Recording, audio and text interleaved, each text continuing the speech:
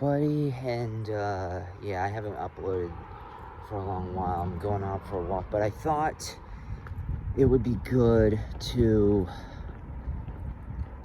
kind of tell a little bit of a story, just a little bit of my life. And I'm sorry, I'm gonna be walking toward right next to a freeway here, so sorry for the cars and ambiance and all that. But people do not realize what they have in many cases, especially if they grew up with something like health. And why do I say that? Well, because let me tell you this, how I basically went from having practically the world in the palm of my hands to basically having nothing, and by no fault of my own. No fault of my own. A lot of people want to kind of say, oh, well, it's because you're lazy, or it's because this, that, and the third. No. So I think I said, I think I spoke about having invisible disabilities, right?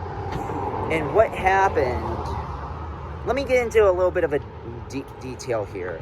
I was born with grand mal seizures, and I just, ever since I was a kid, yeah, I mean, they're a lot more tame right now, but when I was a child, I was getting them, like, how should I say this, once a day. And back then in the 90s and 2000s, epileptic and seizure medication were just pure. I'll curse here. This is my channel. They were just pure shit, man. The medication that back then was pure shit. It was all about certain cancers, which is like, testicular cancer, primarily breast cancer. I mean, I have no complaints about that. But really, it wasn't up until like the 20-teens, up until seizures started to become a focus. But I digress. I just want to tell everybody, never take your health for granted. And this is exactly why I fucking hate this body positivity bullshit. Oh my God, sis, you can look anything and this, that, and the third. You're healthy at any size. No, you're not. I'm going to be brash here, all right? No, the hell you're not. And how do I know that? It's because I used to be fat. Oh, no joke. No fucking joke. I was 180 pounds, like 4'10" or something like that, as an 8th grader. But fucking ironically, maybe not 4'10", but I was like 5'3", 5'2", something like that.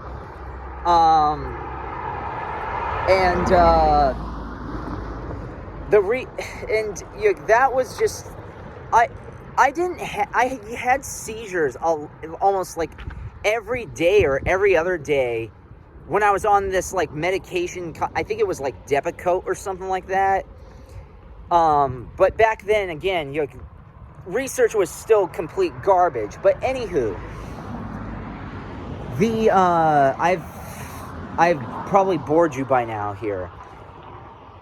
The year that I remember the most, and the year that I wouldn't say loathe, but the year that just like everything seemed to go my way was 2004. That's when I was 13 to 14 years old. And I'll give you a little story here. That was my 7th and 8th grade year, the end of 7th, the beginning of 8th, junior high years. I spent 7th grade in Greece because I had the opportunity, because my mom didn't want me to go to a middle school. She worked at the middle school that I would have been going to, but she knew that was just that was going to be an abysmal experience for me. And again, remember, I was like Ralphie May fat. I really was. I'm like, no joke. I was Ralphie May fat when I was a child. And I had the opportunity to go to Greece and be homeschooled there because that's where I have family. Yeah, I'm half Greek. I was born there as well. I don't have family in the same city as I was born. I live in a different city. My family's in a different city. But yeah, what happened there was, like, surprisingly, it was not surprisingly, but coincidentally, that's also when the Summer Olympics were in Greece, right? And I remember getting a rooster, and he didn't crow for so long, and then his crow was when we had to wake up for the lighting of the torch. And then so that was like one key highlight when I was back there in the year of 2004. And then so many other great things happened that year. I was off medication. I was playing sports, basketball, tennis in Greece. It was amazing. It was a blast. And then I ended up moving to Indiana because my dad was going to a university there. I won't say which one. But then I entered this school in Indiana. Fresh new face. Had no idea what to expect. And it was arguably one of the best years ever. I got to meet a lot of great people and great support group. They treated me like everyone else, and this was before my life-changing seizure, and I had a life-changing seizure after 2004. Hence why I'm saying this. But in all honesty, how should I say this? I just remember like that was yesterday. I wake up, and I'm going to revert back to when I was in Greece for the Olympics. The rooster makes his first crow ever, and we named him Heracles even before then, which was perfect because Hercules was the founder of the Olympics. And what happened was that, we got up, saw the lighting of the torch. I started to get my life going, and it was so amazing. It was, I wouldn't say it was glamorous, but it was, I didn't have a seizure. I didn't have a seizure for like a whole year, maybe a whole year and a half. And that included when I moved to Indiana for my dad's college, and I'm not going to name what it was, but we go to Indiana. I have no idea what's going to happen, and then we start. This is how I got into football. Actually, this is how I got into sports. I distinctly remember. And again, I was huge. I was really like Ralphie May fat at the time. What happened was that when we moved there, I was introduced to football. I went to my first college football experience, and before, I played flag football. I played some other sports. When I was a kid, I was a pretty big, but I wasn't the most athletic and all that. But I participated in sports and all that stuff. And I just said out of the random blue, "Mom, I want to play football." And she was shocked. I remember her face. And what happened is that I started I started getting more and more into sports, and for the first time in my life, I started having this. I wouldn't say this feeling of invincibility, because I wasn't. I just didn't have I just didn't have seizures for like a complete year, over a year at that point. And what happened was that I wouldn't say scrawny, but I was scared. I never played anything like that before. And I was the second slowest. I remember it was cold, and this is in Indiana. I just remember just being on the sidelines and just watching everyone play. And I even remember this one time in Indiana when we were doing, like, I think they're called suicides, when you go to a line and then you run back to the start, then you run a little further and then you go back to the start. I forgot exactly what those are called. Leave in the comments section what those are called. And just remember, "Come on, Eric, hustle up, yeah, this, that." And so it was different. There was a feeling of new life in me when I was in Indiana, and it just felt, and just so many things were falling into place, and it helped me realize how much of a coward I was, to put it in best words. How much of a bitch I was.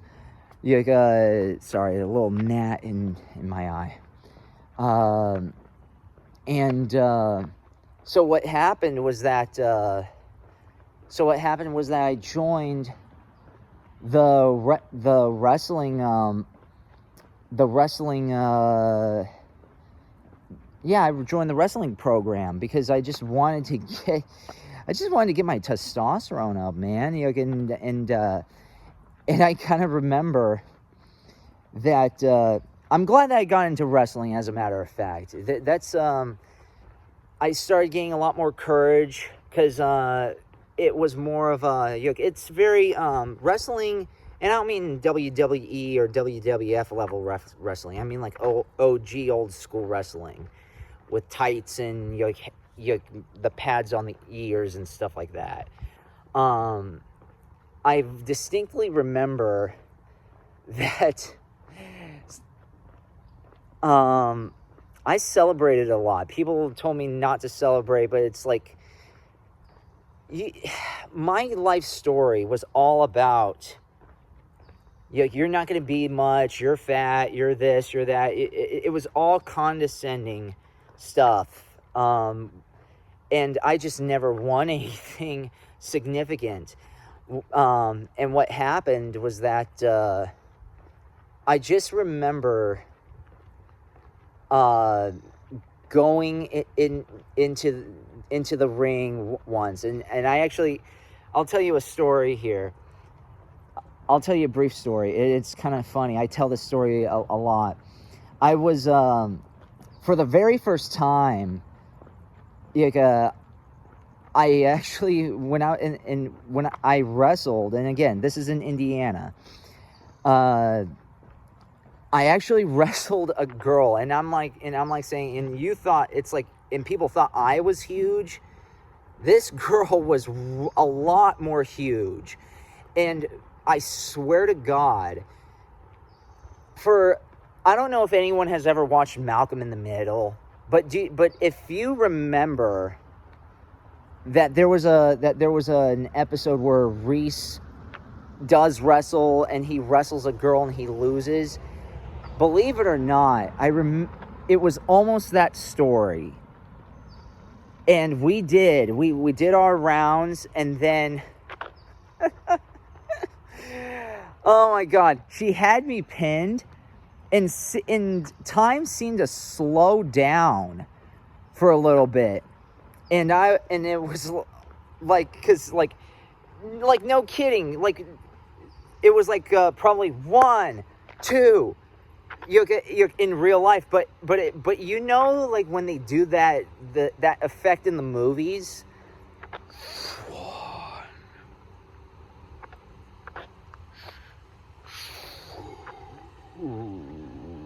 that's how slow it was. But that's because I could not breathe under that gut of hers, man. I thought I was gonna freaking die. She was suffocating me. So what did I do? I had to do the escape move, which was like bump the chest up and then quickly roll on your stomach. And then I did that. And then I just remember doing that, and she was like rolling down my back. And then I freaking go over there to pin her. And you see where the camera is? This was how high the mat. This is where the mat was. The mat was right there. She was that huge, and just freaking. And I ended up winning at the last second. Was there. There were a lot of great memories, and plus, my dad's university, the university he was going to, their football program was pretty dang good. At least the beginning, the first half of the season, and they were undefeated. The quarterback was amazing. He was the front runner for the Heisman. And again, this is 2004, so try to guess who it was. Leave in the comment section who was the Heisman front runner in like week 4 or week 5. So that's the key. That's the key clue here, where I was going to school, and or at least the junior senior high school of the town of that university. And so I mean, like all of that was great, and but I also got to eventually like talk to and meet these people, and I actually met the quarterback, and I ended up meeting people, meeting them at a private practice because I was taking like one of those tests, like I don't know if they're IQ, but it's like the memory stuff, the shape tests, like in all. I don't know what those are called, but you know what I'm talking about, right? They have like this like one-on-one with you. They tell you these stories, or they tell you they tell you, oh, so-and-so did this and so-so did that. And then they have you listen to they read you like this weird story for like 10 minutes. It's almost like it's kind of akin to like one of those placement tests. Like how many triangles are in this shape? How many this? Okay, can you take the octagon and these other shapes in the little triangles and make them into this? Can you try to emulate the patterns on that's shown on the? You know what I'm trying to say. So it was one of those, and I asked her, do you watch a college ball and that of that university? And she says, yeah, my husband's the equipment manager. And I didn't know that would end up being like I would end up actually meeting the whole team in a private practice. And oh my God, I was playing with people. I was playing with the players. I met the head coach. I met the equipment manager. All of that. It was just so much freaking fun. And then at the end of the year, we went to see the bowl game because in Texas, because we stopped at my grandmother's house that year because she was in Iowa. So what we did was just go to Iowa. So we went west to Iowa and then drove all the way down south to El Paso, Texas, where the bowl game was going. And the thing is that, you know, the experiences of just how the year started and driving across further than halfway across the country. Yeah, we actually drove. We didn't fly there. We drove because we had a dog. We drove further than halfway across the country. We went from California to Indiana, and just that whole year of 2004 was just so memorable for me. And I know that stuff is not coming back. But that was the year. That was the last year where I had the last whole year that I had all my health. And this is exactly why I'm not exactly a health nut, but I'm a lot healthier than I was back then. And I am watching out what I eat. I am making sure I walk and work out because, and I actually do have a little bit of a phobia of losing things. Not in terms of like being a miser, you know, I don't mean that. But I really try my best to try to find a way out of my situation. And then whenever I feel like the situation is getting iffy, like, I just get scared. I just get scared that it's gonna be another time where my life gets stolen from me because of health reasons or because of whatever, because that's what happened in 2005. If you want to hear what happened in 2005, which was like post 8th grade, pre-freshman, that's the story that I will tell, and that's the story of how I went from someone very promising to someone just who was who really wasn't able to take control of his own life up until he was 30. Yeah, that's right. It took me twice my age. Literally twice my age to get back up on my feet, to finally do and become all of this. This is exactly why I but I tell people, you've got to progress. You cannot freaking blame everybody for things, because you know what? Don't ever take your health for granted. That's all I freaking have to say. It takes 1 second. It really does.